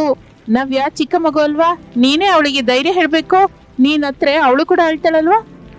ಅಮ್ಮ ಅನಾಮಿಕಾ, ಮಕ್ಕಳನ್ನು ಜಾಗೃತಿಯಾಗಿ ಒಳಗ್ ಕರ್ಕೊಂಡು ಹೋಗು. ಪ್ರಸಾದ್, ನೀವಾದ್ರೂ ಮಕ್ಕಳಿಗೆ ಧೈರ್ಯ ಹೇಳ್ಬಾರ್ದಾ? ಹೊರಗಡೆ ಮಳೆ ನೋಡಿದ್ರೆ ಘೋರವಾಗಿ ಬೀಳ್ತಾ ಇದೆ. ಹೌದು ಶಾರದಾ, ಮಳೆ ಬಹಳ ಪ್ರೀತವಾಗಿ ಬೀಳ್ತಾ ಇದೆ. ಮೇಲಾಗಿ ನಮ್ಮನೆ ನದಿಗೆ ಹತ್ತಿರವಾಗಿರೋದ್ರಿಂದ ಪ್ರವಾಹದ ನೀರು ಊರೊಳಗೆ ಬರೋ ಹಾಗಿದೆ. ದೇವರೇ, ನಮ್ಮ ಮಕ್ಕಳನ್ನು ಕಾಪಾಡಯ್ಯ. ಹಾಗೆಂದುಕೊಳ್ಳುತ್ತಾ ಇರುವಾಗಲೇ ಮಳೆ ಬಹಳಷ್ಟು ಹೆಚ್ಚಾಗುತ್ತದೆ. ರೋಡ್ ಎಲ್ಲ ಜಲಮಯವಾಗುತ್ತದೆ. ಅನಾಮಿಕಳ ಹಂಚಿನ ಮನೆ ಹಳೆದಾಗಿದ್ದರಿಂದ ಮೇಲ್ಛಾವಣಿಯಿಂದ ನೀರು ಸುರಿಲಿಕ್ಕೆ ಶುರುವಾಗುತ್ತದೆ. ಒಂದು ಪಕ್ಕ ಕುಂಭದ್ರೋಣ ಮಳೆ, ಮತ್ತೊಂದು ಕಡೆ ಪ್ರವಾಹದ ನೀರು ನಿಧಾನವಾಗಿ ಅನಾಮಿಕಳ ಮನೆಯೊಳಗೆ ಹತ್ತಿ ಒಳಗೆ ಬರಲಿಕ್ಕೆ ಶುರುವಾಗುತ್ತದೆ. ಅತ್ತೆ, ಮಾವೇ, ಇಲ್ಲಿ ನೋಡಿ, ಬಾಗಿಲ ಸಂದಿಯಿಂದ ಪ್ರವಾಹದ ನೀರು ಒಳಗ್ ಬರ್ತಾ ಇದೆ. ಈಗ ಹೇಗೆ? ಅಯ್ಯೋ ದೇವ್ರೆ, ನಿಜವಾಗಿ ನೆರೆ ನೀರು ಒಳಗ್ ಬರ್ತಾ ಇದೆಯೇ? ಅನಾಮಿಕಾ, ಗಾಬರಿ ಆಗ್ಬೇಡಮ್ಮ ತಾಯಿ. ಮೊದ್ಲು ಮಕ್ಕಳನ್ನು ಮಂಚದ ಮೇಲೆ ಹಚ್ಚು. ಮನೇಲಿರೋ ಸಾಮಾನುಗಳೆಲ್ಲ ನೆತ್ತಿ ಮೇಲೆ ಇಟ್ಕೊಳ್ಳೋಣ. ರಮೇಶ್ ಇಂದ ಕೆಲ್ಸದಿಂದ ಬಂದಿಲ್ಲ, ಫೋನ್ ಮಾಡ್ತಾ ಇದ್ರೆ ಸಿಗ್ತಾ ಇಲ್ಲ. ಶಾರದಾ, ನೀನು ಅನಾಮಿಕೆಗೆ ಸಹಾಯ ಮಾಡು. ನಾನು ಬಾಗಿಲ ಹತ್ರ ನೆರೆ ನೀರು ಬಾರದ ಹಾಗೆ ಚೀಲಗಳನ್ನ ಅಡ್ಡ ಇಡ್ತೀನಿ. ಅಮ್ಮ ಅಮ್ಮ, ನೀರು ನಮ್ ಕಾಲ ಹತ್ರ ಬರ್ತಾ ಇದೆ ಅಮ್ಮ, ನಂಗ್ ಭಯವಾಗ್ತಿದೆ ಅಮ್ಮ. ನವ್ಯ ಕಂದ, ಅಳಬೇಡ ತಾಯಿ. ತಾತಯ್ಯ ಅಜ್ಜಿ ಇದ್ದಾರಲ್ಲ. ಹರೀಶ್, ತಂಗಿ ಕೈಯನ್ನ ಗಟ್ಟಿಯಾಗಿ ಹಿಡ್ಕೊಳ್ಳೋ. ಅತ್ತೆ, ನಾನು ಅಡುಗೆ ಮನೆಯಲ್ಲಿರೋ ಸಾಮಾನನ್ನ ಮೇಲೆ ಕಿತ್ತಿಡ್ತೀನಿ. ನೀವು ಸ್ವಲ್ಪ ಬಟ್ಟೆ ಪಟ್ಟೆಗಳನ್ನ ಮಂಚದ ಮೇಲೆ ಇಡಿ. ಹಾಗೆ ಅನಾಮಿಕಳ ಕುಟುಂಬ ಕಷ್ಟ ಕಾಲದಲ್ಲಿ ಒದ್ದಾಡ್ತಾ ಇರುತ್ತದೆ. ನೆರೆಯ ನೀರು ಮೊಳಕಾಲಿಗೆ ಸೇರಿಕೊಳ್ಳುತ್ತದೆ. ಅನಾಮಿಕಾ ತನ್ನ ಅತ್ತೆ ಮಾವಂದಿರಿಗೂ ಮಕ್ಕಳಿಗೂ ಧೈರ್ಯ ಹೇಳುತ್ತಾ ಒಳಗಡೆ ಹಡಾಹುಡಿಯಿಂದ ನೀರನ್ನು ಹೊರಗೆ ತೋಡುವ ಪ್ರಯತ್ನ ಮಾಡ್ತಾ ಇರ್ತಾಳೆ. ಆದ್ರೆ ಮಳೆಯ ತೀವ್ರತೆಯ ಮುಂದೆ ಆಕೆಯ ಪ್ರಯತ್ನ ಫಲಿಸಲಿಲ್ಲ. ಮತ್ತೊಂದು ಕಡೆ ಪಕ್ಕದಲ್ಲೇ ಇರುವ ಧನಿಕ ವಾರಗಿತ್ತಿಯರ ಬಂಗಲೆಯಲ್ಲಿ ಪರಿಸ್ಥಿತಿ ಭಿನ್ನವಾಗಿರುತ್ತದೆ. ಆಗ ಮತ್ತೊಂದು ಕಡೆ ಅವನಿ ಅಂಜಲಿಯರ ಬಂಗಲೆ ಗ್ರೌಂಡ್ ಫ್ಲೋರ್ಗೆ ಕೂಡ ಸ್ವಲ್ಪವಾಗಿ ನೀರು ಬರುವುದನ್ನ ಗಮನಿಸಿ ಅವರು ತಮ್ಮ ಗಂಡಂದಿರ ಜೊತೆ ಸೇರಿ ಹಾಯಾಗಿ ಟೆರೆಸ್ ಮೇಲಿರುವ ಶೀಟಿನ ಶೆಡ್ಗೆ ಹೋಗಿ ಬಿಡುತ್ತಾರೆ. ಸುರೇಶ್, ಕೆಳಗಡೆ ಸ್ವಲ್ಪ ನೀರ್ ಬರ್ತಾ ಇರೋ ಹಾಗಿದೆ, ಅದಕ್ಕೆ ನಮ್ಮ ಲಗೇಜ್ ಎಲ್ಲ ಹೊರಗೆ ಇಟ್ಟು ಈ ಟೆರೆಸ್ ಮೇಲಿರೋ ಶೆಡ್ ಅಲ್ಲಿ ಹಾಯಾಗಿ ಕೂತಿದ್ದೀವಿ. ಇಲ್ಲಿ ಎಷ್ಟು ಬೆಚ್ಚಗೆ ಪ್ರಶಾಂತವಾಗಿದೆಯೋ ಅಲ್ವಾ? ಹೌದು ಅವನಿ, ನಮ್ ಬಂಗಲೆ ಆಗಿದ್ರಿಂದ ಸರಿ ಹೋಗಿದೆ. ಮೇಲೆ ಅಂತಸ್ತಿನಲ್ಲಿ ಇರುವ ಈ ಶೀಟು ಬಹಳ ಸುರಕ್ಷಿತವಾಗಿದೆ. ಚಳಿ ತುಂಬಾ ಆಗ್ತಾ ಇದೆ, ಬಿಸಿ ಬಿಸಿಯಾಗಿ ಏನಾದ್ರೂ ತಿನ್ನೋಕಿದ್ರೆ ಚೆನ್ನಾಗಿರುತ್ತೆ. ಅರುಣ್, ನೀನು ಮ್ಯೂಸಿಕ್ ಸಿಸ್ಟಮ್ ಆನ್ ಮಾಡು. ಈ ಮಳೆಯಲ್ಲಿ ನಾವೆಲ್ಲ ಸೇರಿ ಇಲ್ಲಿ ಒಂದು ಚಿಕ್ಕ ಪಾರ್ಟಿ ಮಾಡ್ಕೊಳ್ಳೋಣ. ಹೊರಗಡೆ ತಣ್ಣನೆ ಗಾಳಿ, ಬಿಸಿ ಬಿಸಿ ಸಮೋಸ. ಹಬ್ಬ ಎಷ್ಟ್ ಚೆನ್ನಾಗಿದ್ಯೋ. ಹೌದು ಅಂಜಲಿ, ಈ ಭಾರಿ ಮಳೆಯಲ್ಲಿ ಎಂಜಾಯ್ ಮಾಡೋದು ಹೊರದು ಭಯಪಟ್ರೆ ಏನಾಗುತ್ತೆ? ಮ್ಯೂಸಿಕ್ ಫುಲ್ ಸೌಂಡ್ ಅಲ್ಲಿ ಇಡು ಅಂಜಲಿ. ಅಂಜಲಿ, ಅಲ್ಲಿ ನೋಡು, ನಮ್ಮ ವಾರಗಿತ್ತೆ ಅನಾಮಿಕಳ ಮನೆ ಅರ್ಧ ನೀರಲ್ಲಿ ಮುಳುಗಿ ಹೋದ ಹಾಗಿದೆ ಅಲ್ಲ. ಪಾಪ, ಅವರು ಆ ನೀರಿನಲ್ಲಿಯೇ ಕಷ್ಟ ಪಡ್ತಾ ಇರೋ ಹಾಗಿದೆ. ಬಿಟ್ಬಿಡು ಅವನಿ, ಅವರಿಗೆ ನಮ್ ಬಂಗಲೆ ಅಂತ ಮನೆ ಇಲ್ವಲ್ಲ. ಆ ಹಳೆ ಮನೆಯಲ್ಲಿ ಹಾಗೆ ಇರ್ತಾರೆ ಬಿಡು. ನಾವೇನಕ್ಕೆ ಅವ್ರ ಬಗ್ಗೆ ಆಲೋಚಿಸಿ ನಮ್ಮ ಮೂಡ್ ಹಾಳು ಮಾಡ್ಕೋಬೇಕು? ನಮ್ಮ ಎಂಜಾಯ್ಮೆಂಟ್ ನಮ್ಮದೇ. ಪಾರ್ಟಿ ಸ್ಟಾರ್ಟ್ ಮಾಡೋಣ ಬನ್ನಿ. ಹೌದಿ, ಅವ್ರ ಬಗ್ಗೆ ನಮ್ಗೇನಕ್ಕೆ? ಅಮ್ಮ ಅಪ್ಪ ಕೂಡ ಅವ್ರ ಜೊತೆನೆ ಇರ್ತಾ ಇದಾರಲ್ಲ, ಅವರೇ ನೋಡ್ಕೋತಾರೆ. ನಾವು ಈ ವಾತಾವರಣವನ್ನ ಎಂಜಾಯ್ ಮಾಡೋಣ. ಹಾಗೆ ಅನಾಮಿಕಳ ಕುಟುಂಬ ಕಷ್ಟ ಕಾಲದಲ್ಲಿದ್ದರೆ ವಾರಗಿತ್ತಿಯರು ಅವನಿ ಅಂಜಲಿಯರು ಅವರ ಪರಿಸ್ಥಿತಿಯನ್ನು ಗಮನಿಸಿದ್ರು ಕನಿಷ್ಠ ಹಚ್ಚಿಕೊಳ್ಳಲಿಲ್ಲ. ಮಾನವತ್ವ ಇಲ್ಲದೆ ತಮ್ಮ ಟೆರೇಸ್ ನಲ್ಲಿ ಎಂಜಾಯ್ ಮಾಡ್ತಾ ಹಾಡುಗಳನ್ನು ಹಾಡುತ್ತಾ ಪಾರ್ಟಿ ಮಾಡ್ಕೋತಾ ಇರ್ತಾರೆ. ಮತ್ತೊಂದು ಕಡೆ ಕೆಳಗಡೆ ಅನಾಮಿಕಳ ಮನೆಯಲ್ಲಿ ನೀರು ಮತ್ತಷ್ಟು ಹೆಚ್ಚಾಗುತ್ತದೆ. ಮತ್ತೆ ಮಾವಯ್ಯ, ನೀರಿನ್ನು ಹೆಚ್ಚಾಗ್ತಾ ಇದೆ, ಕರೆಂಟ್ ಕೂಡ ಹೋಗಿದೆ, ಮಕ್ಕಳಂತೂ ಚಳಿಗೆ ನಡುಗ್ತಾ ಇದ್ದಾರೆ. ಹೌದಮ್ಮ ಅನಾಮಿಕಾ, ನೀರು ನಮ್ಮ ಮಂಚದ ಮೇಲೆ ಬರ್ತಾ ಇದೆ. ನನ್ನ ಜೀವನದಲ್ಲಿ ಇಷ್ಟು ದೊಡ್ಡ ಮಳೆನ ಪ್ರವಾಹನ ನಾನು ನೋಡಿಲ್ಲ ತಾಯಿ. ಅನಾಮಿಕಾ, ನೀನು ಮಕ್ಕಳನ್ನು ನಿನ್ನ ಭುಜದ ಮೇಲೆ ಎತ್ಕೋ. ಶಾರದಾ, ನೀನು ಅನಾಮಿಕಳನ್ನು ಗಟ್ಟಿಯಾಗಿ ಹಿಡ್ಕೋ. ನಾವು ಈ ಕಷ್ಟವನ್ನು ಧೈರ್ಯದಿಂದ ಎದುರಿಸ್ಬೇಕು. ರಮೇಶ್ ಎಲ್ಲಿದ್ದಾನೋ ಏನೋ, ಅವನು ಬಂದ್ರೆ ನಮಗೆ ಸ್ವಲ್ಪ ಧೈರ್ಯವಾಗಾದ್ರೂ ಇರುತ್ತೆ. ಮಾವಯ್ಯ, ರಮೇಶ್ ಅವ್ರ ಬಗ್ಗೆ ಗಾಬರಿ ಆಗ್ಬೇಡಿ, ಅವರು ಎಲ್ಲಿದ್ದರೂ ಸುರಕ್ಷಿತವಾಗಿ ಇರ್ತಾರೆ. ನಾವು ಈ ರಾತ್ರಿಗೆ ಈ ಮನೆಯಲ್ಲಿಯೇ ಹೇಗಾದ್ರೂ ಕಳಿಬೇಕು. ಮಕ್ಕಳೇ, ನೀವು ಆ ದೊಡ್ಡ ಟೇಬಲ್ ಮೇಲೆ ಕೂತ್ಕೊಳ್ಳಿ, ನಾವು ಅಜ್ಜಿ ಇಲ್ಲೇ ನಿಲ್ತೀವಿ. ಅಮ್ಮ, ನಿನ್ನ ಕಾಲು ನೀರಲ್ಲಿ ನೆನಿತಾ ಇದೆ ಅಲ್ಲಮ್ಮ, ನಿಂಗೆ ಚಳಿ ಆಗ್ತಾ ಇಲ್ವಾ? ಇಲ್ಲಪ್ಪ, ನೀವೆಲ್ಲ ಕ್ಷೇಮವಾಗಿದ್ರೆ ನನಗೆ ಚಳಿ ಆಗಲ್ಲ. ದೇವರು ನಮ್ಮನ್ನು ನೋಡ್ತಾ ಇದ್ದೇನೆ. ಪ್ರವಾಹದ ನೀರು ಬೇಗನೆ ಕಡಿಮೆ ಆಗುತ್ತೆ. ಆ ರಾತ್ರಿ ಎಲ್ಲ ಅನಾಮಿಕಳ ಕುಟುಂಬಕ್ಕೆ ನರಕಪ್ರಾಯವಾಗಿ ಬದಲಾಗುತ್ತದೆ. ಚಳಿ, ಭಯ, ಹಸುವೆ ಇದ್ದರೂ ಅನಾಮಿಕಾ ಒಂದು ಕ್ಷಣ ಕೂಡ ಧೈರ್ಯವನ್ನು ಕಳೆಯಲಿಲ್ಲ. ಅತ್ತೆ ಮಾವಂದಿರನ್ನು ಸಮಾಧಾನಿಸುತ್ತಾ ಮಕ್ಕಳನ್ನು ತನ್ನ ಎದೆಗೆ ಒತ್ತಿಕೊಂಡು ಆ ಪ್ರವಾಹದ ನೀರಿನಲ್ಲಿ ಹೊರಡುತ್ತಾಳೆ. ಮತ್ತೊಂದು ಕಡೆ ಪಕ್ಕದ ಬಂಗಲೆಯಲ್ಲಿ ಅವನಿ ಅಂಜಲಿಯರು ತಮ್ಮ ಪಾರ್ಟಿ ಪೂರ್ತಿ ಮಾಡಿಕೊಂಡು ಹಾಯಾಗಿ ಮಲಗುತ್ತಾರೆ. ಹಾಗಿರುವಾಗ ಮಾರನೇ ದಿನ ಬೆಳಗಿನ ಸಮಯದಲ್ಲಿ ಮಳೆ ಸ್ವಲ್ಪ ಕಡಿಮೆಯಾಗುತ್ತದೆ. ಪ್ರವಾಹದ ನೀರು ನಿಧಾನವಾಗಿ ಕಡಿಮೆ ಆಗಲಿಕ್ಕೆ ಪ್ರಾರಂಭವಾಗುತ್ತದೆ. ಅನಾಮಿಕಾ ಮನೆಯಿಂದ ನೀರೆಲ್ಲ ಹೊರಗೆ ಹೊರಟು ಹೋಗುತ್ತದೆ. ಆದರೆ ಮನೆಯಲ್ಲೇ ಕೆಸರುಮಯವಾಗಿ ಬದಲಾಗಿರುತ್ತೆ. ಅನಾಮಿಕಾ, ಅಪ್ಪ, ಅಮ್ಮ, ನೀವೆಲ್ಲ ಚೆನ್ನಾಗಿದ್ದೀರಾ? ರಾತ್ರಿ ಎಲ್ಲ ಪ್ರವಾಹದಲ್ಲಿ ಸಿಕ್ಕಾಕೊಂಡೆ, ರೋಡ್ ಮುಚ್ಚಿದ್ರಿಂದ ಬರಲಾರ್ದೆ ಹೋದೆ. ರಮೇಶ್, ನೀವು ಬಂದ್ರ? ನಾವು ಚೆನ್ನಾಗಿ ಇದ್ದೀವಿ. ನಿಮ್ಮ ತಾಯಿ ತಂದೆ ಮಕ್ಕಳು ಸುರಕ್ಷಿತವಾಗಿ ಇದ್ದಾರೆ. ದೇವರ ದಯದಿಂದ ಈ ಗಂಡ ಕಳೆದ್ವಿ. ಹೌದು ರಮೇಶು, ಅನಾಮಿಕಾ ನಮ್ಮ ಪ್ರಾಣನೇ ಕಾಪಾಡಿದ್ದಾಳೆ. ರಾತ್ರಿ ಎಲ್ಲ ನಿದ್ದೆ ಹೋಗದೆ ಮಕ್ಕಳನ್ನು ನಮ್ಮನ್ನು ಜಾಗ್ರತೆಯಿಂದ ನೋಡ್ಕೊಂಡ್ಲು. ಅವಳೇ ಇಲ್ದಿದ್ರೆ ನಾವು ಈ ಪ್ರವಾಹದಲ್ಲಿ ಎಲ್ಲೋ ಹೊರಟೋಗ್ತಾ ಇದ್ವಿ ಕಣೋ. ರಮೇಶು, ನಿನ್ನ ಹೆಂಡತಿ ಮನೆಗೆ ಮಹಾಲಕ್ಷ್ಮಿ ಕಣೋ. ರಾತ್ರಿ ಎಲ್ಲ ಮೊಣಕಾಲುದ್ದ ನೀರಲ್ಲಿ ನಿಂತು ನಮ್ಮನ್ನು ಕಾಪಾಡಿದ್ಲು. ಅದನ್ನು ಕೇಳುತ್ತಲೇ ರಮೇಶ್ ಕಣ್ಣೀರಿನಿಂದ ಅನಾಮಿಕಳನ್ನು ನೋಡ್ತಾನೆ. ಆ ಕೊಚ್ಚೆಯ ಮನೆಯನ್ನು ನೋಡಿ ಅವನಿಗೆ ದುಃಖವೆನಿಸುತ್ತದೆ. ಇಷ್ಟರಲ್ಲಿ ಸುರೇಶ್, ಅರುಣ್, ಅವನಿ ಅಂಜಲಿಯರು ತಮ್ಮ ಬಂಗಲೆಯಿಂದ ಕೆಳಗಿಟ್ಟು ಹೊರಗೆ ಬರುತ್ತಾರೆ. ಅವರ ಮನೆ ಎತ್ತರದಲ್ಲಿ ಇದ್ದಿದ್ದರಿಂದ ಎಂತಹ ನಷ್ಟವೂ ಆಗಿರಲಿಲ್ಲ. ಆದರೆ ಪಕ್ಕದಲ್ಲಿ ಅನಾಮಿಕಳ ಮನೆ ದಾರುಣವಾದ ಸ್ಥಿತಿಯಲ್ಲಿರುವುದು ನೋಡಿ ಅನಾಮಿಕಳ ಕುಟುಂಬ ಕೆಸರಲ್ಲಿ ನಿಂತಿರುವುದು ಅವರು ನೋಡುತ್ತಾರೆ. ಅಂಜಲಿ, ಅಲ್ಲಿ ನೋಡು, ಅನಾಮಿಕಳ ಅಕ್ಕನ ಮನೆಯೆಲ್ಲ ಕೆಸರಾಗಿ ಹೋಗಿದೆ. ರಾತ್ರಿ ಎಲ್ಲ ಅವರು ಎಷ್ಟು ನರಕ ಅನುಭವಿಸಿದ್ರೇನೋ ಅಲ್ವಾ? ಹೌದು ನೀ, ನಾವೇನೋ ಹಾಯಾಗಿ ಎಂಜಾಯ್ ಮಾಡಿದ್ವಿ ಮೇಲೆ, ಆದ್ರೆ ಅತ್ತೆ ಮಾವಯ್ಯ ಕೂಡ ಕೆಸರಲ್ಲೇ ಇದ್ದು ಬಿಟ್ರು. ನಮಗೆ ಕನಿಷ್ಠ ಅವರನ್ನ ಬಂಗಲೆಯೊಳಗೆ ಕರಿಬೇಕು ಅನ್ನೋ ಆಲೋಚನೆ ಕೂಡ ಬಂದಿಲ್ಲ. ನಮ್ಮ ಸ್ವಾರ್ಥ ನೋಡಿ ನನಗೆ ನಾಚಿಕೆ ಆಗುತ್ತೆ. ಹೌದು ಅರುಣ್, ನಮ್ಮ ಅಣ್ಣ ರಾತ್ರಿ ಇಲ್ದೇ ಇದ್ರು ಅತ್ತಿಗೆ ಒಬ್ಬಳೆ ಅಮ್ಮ ಅಪ್ಪನ ಕಾಪಾಡಿದ್ದಾಳೆ. ನಾವು ಮಕ್ಕಳಾಗಿದ್ದು ಕೂಡ ಕನಿಷ್ಠವಾದ್ರೂ ಅವರನ್ನ ಹಚ್ಕೊಂಡಿಲ್ಲ. ಬನ್ನಿ ಹೋಗಿ ಮಾತಾಡೋಣ, ನಾವು ಮಾಡಿದ್ದು ಬಹಳ ದೊಡ್ಡ ತಪ್ಪು. ಹಾಗೆ ಅನ್ನುತ್ತಾ ನಾಲ್ವರು ನಿಧಾನವಾಗಿ ಅನಾಮಿಕಳ ಮನೆ ಬಾಗಿಲ ಹತ್ರಕ್ಕೆ ಬರ್ತಾರೆ. ಅಲ್ಲಿ ಶಾರದಾ ಪ್ರಸಾದರು ಕೋಪದಿಂದ ದುಃಖದಿಂದ ಅವರ ಕಡೆ ನೋಡುತ್ತಾರೆ. ಯಾಕೆ ಬಂದ್ರು ಇಲ್ಲಿ? ನಿಮ್ಮ ದೊಡ್ಡ ಬಂಗಲೆಯಲ್ಲಿ ರಾತ್ರಿ ಎಲ್ಲ ಹಾಯಾಗಿ ನಿದ್ದೆ ಹೋಗಿದ್ರಲ್ಲ, ಇಲ್ಲಿ ನಿಮ್ಮ ಅಮ್ಮ ಅಪ್ಪ ನೀರಲ್ಲಿ ಮುಳುಗಿ ಹೋಗ್ತಾ ಇದ್ರೆ ಕನಿಷ್ಠ ಒಂದು ಸಲವಾದ್ರೂ ಬಂದು ನೋಡಿದ್ದೀರಾ? ದುಡ್ಡಿನ ಗರ್ವದಿಂದ ಕಣ್ಣು ಮುಚ್ಚೋಗಿದೆ ನಿಮಗೆ. ಅನಾಮಿಕಳ ಬಡ ಮನೆ ಅಂತ ಬಹಳ ಕೀಳಾಗಿ ನೋಡಿದಿರ, ಆದ್ರೆ ರಾತ್ರಿ ಅವಳು ತೋರಿಸಿದ ಧೈರ್ಯ ಸಂಸ್ಕಾರ ನಿಮ್ಮಿಬ್ಬರ ಹತ್ರ ಇದೆಯಾ? ಅಕ್ಕಯ್ಯ, ನಮ್ಮನ್ನು ಕ್ಷಮಿಸು ಅಕ್ಕ. ನಾವು ದುಡ್ಡಿನ ಗರ್ವದಿಂದ ಬಹಳ ಕೀಳಾಗಿ ಮಾತಾಡಿದ್ವಿ. ರಾತ್ರಿ ನೀವೆಲ್ಲ ಕಷ್ಟದಲ್ಲಿದ್ರೆ ನಾವು ಮನೆ ಮೇಲೆ ಪಾರ್ಟಿ ಮಾಡ್ಕೊಂಡ್ವಿ, ನಿರ್ಲಕ್ಷ್ಯವಾಗಿದ್ವಿ. ಕ್ಷಮಿಸು ಅಕ್ಕ. ಹೌದು ಅಕ್ಕ, ವಾರಗಿತ್ತಿಯರಾಗಿದ್ರು ಕೂಡ ಕಷ್ಟಕಾಲದಲ್ಲಿ ನಿನಗೆ ಸಹಾಯವಾಗಿ ನಿಲ್ಲಿಲ್ಲ. ಅತ್ತೆ, ಮಾವಯ್ಯ ನಿಮ್ಮಿಂದಲೇ ಬದುಕಿದರೆ ಅವರು ಕೂಡ. ನಮ್ಮ ತಪ್ಪು ನಮಗೆ ತಿಳಿದಿದೆ. ಪ್ಲೀಸ್ ಅಕ್ಕ, ನಮ್ಮನ್ನು ಕ್ಷಮಿಸು. ಅವನಿ, ಅಂಜಲಿ, ದುಃಖ ಪಡಬೇಡಿ. ವಾರಗಿತ್ತಿಯರ ಮಧ್ಯ ಚಿಕ್ಕ ಪುಟ್ಟ ಗಲಾಟೆಗಳು ಪಂತಗಳು ಸಾಧ್ಯನೇ. ಕಷ್ಟ ಬಂದಾಗ ನಾವೆಲ್ಲರೂ ಒಂದೇ. ನಿಮ್ಮ ತಪ್ಪು ನೀವು ತಿಳ್ಕೊಂಡಿದ್ದೀರಲ್ಲ, ನನ್ಗಷ್ಟೇ ಸಾಕು. ಹೌದು ತಮ್ಮಂದಿರ, ಅತ್ತಿಗೆ ಬಂಧಗಳು ಅನುಬಂಧಗಳು ದುಡ್ಡಿನಿಂದ ಬರಲ್ಲ, ನಾವು ಜೊತೆಯಾಗಿದ್ದರೆ ಕುಟುಂಬಕ್ಕೆ ಅಂದ. ಅಣ್ಣಯ್ಯ, ಇನ್ಮೇಲಿಂದ ನಾವು ಇಂಥ ತಪ್ಪು ಮಾಡಲ್ಲ. ಎಲ್ರೂ ಒಟ್ಟಾಗಿರೋಣ. ಮೊದ್ಲು ಈ ಕೆಸರು ಮನೆಯನ್ನ ಬಿಟ್ಟು ನಮ್ಮ ಬಂಗಲೆ ಒಳಗೆ ಬನ್ನಿ. ಹೌದಮ್ಮ, ನಾವೆಲ್ಲ ಒಂದೇ ಮನೆಯಲ್ಲಿ ಜೊತೆಯಾಗಿರೋಣ. ಅನಾಮಿಕಾ ಅತ್ತಿಗೆ ಈ ಮನೆಗೆ ದೊಡ್ಡ ಸೊಸೆ. ಅತ್ತಿಗೆ ಮಾತಿಗೆ ನಾವ್ ಯಾವಾಗಲೂ ಎದುರು ಹೇಳಲ್ಲ. ಅನಾಮಿಕಾ, ನೋಡಿದ್ಯ ತಾಯಿ, ನಿನ್ನ ಸಹನೆನೆ ಈ ದಿನ ನಿನ್ನ ವಾರಗಿತ್ತಿಯರ ಮನಸ್ಸನ್ನು ಬದಲಾಯಿಸ್ತು.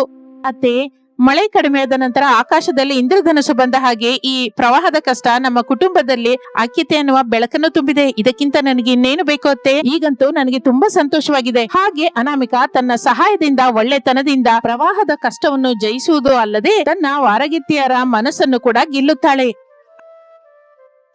ಆ ದಿನದಿಂದ ಅವನಿ ಅಂಜಲಿಯರು ಅನಾಮಿಕಳನ್ನು ಎಷ್ಟೋ ಗೌರವಿಸುತ್ತಾ 3 ವಾರಗಿತ್ತಿಯರು ಅತ್ತೆ ಮಾವಂದಿರ ಜೊತೆ ಸೇರಿ ಆ ದೊಡ್ಡ ಬಂಗಲೆಯಲ್ಲಿ ಎಷ್ಟೋ ಸಂತೋಷದಿಂದ ಐಕ್ಯದಿಂದ ಜೀವಿಸುತ್ತಾರೆ. ಇದು ಇಂದಿನ ಕಥೆ. ಮತ್ತೊಂದು ಆಸಕ್ತಿಕರ ಕಥೆ ಜೊತೆ ಮತ್ತೆ ಸೇರೋಣ. ಅಲ್ಲಿವರೆಗೂ ವಿರಾಮ. ನಮಸ್ತೆ.